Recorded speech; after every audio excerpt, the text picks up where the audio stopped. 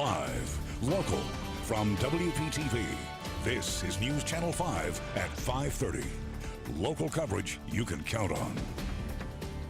From the Treasure Coast to Boca Raton, South Florida's traffic could get even worse. Growth is increasing bumper-to-bumper traffic, and it's not likely to get better anytime soon. Now, we're learning it's taking a big toll on some business. News Channel 5's Jamel Lene live in Chopper 5 tonight over Glades Road and I-95, hovering in the Boca area to explain. Jamel?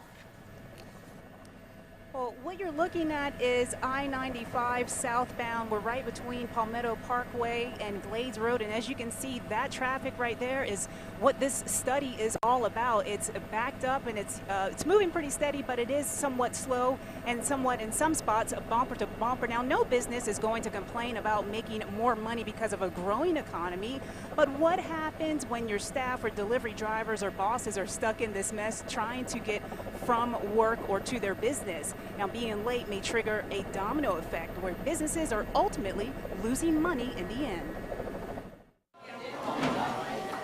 It's a busy lunch hour at Nick's Diner, a restaurant at Okeechobee Boulevard in 95 that's been a staple for 29 years. Business has definitely grown, especially in the last 2 years as well. You know, we've seen a major influence.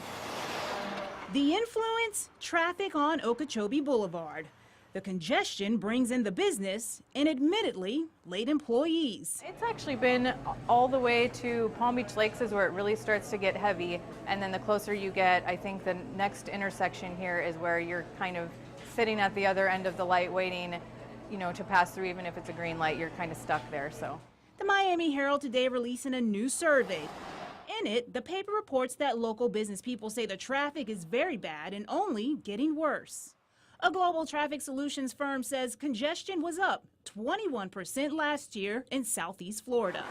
And get this, locals are now wasting an average of 37 hours per year stuck bumper to bumper.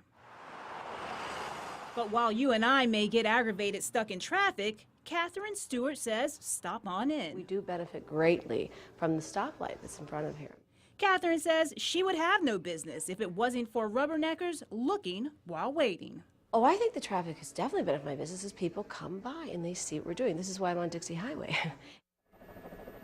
Now, according to this study, South Florida just surpassed Washington, D.C. as the 10th most congested metro area. So what contributes to this study? Well, we're talking about cheap gas prices as well as out-of-towners moving in and people going, obviously, to our beaches. So coming up at 6 o'clock, how is the Florida Department of Transportation hoping to ease that flow? We'll talk more about that. Well, that's the latest up here in Chopper 5. I'm Jamel Lene for WPTV News Channel 5.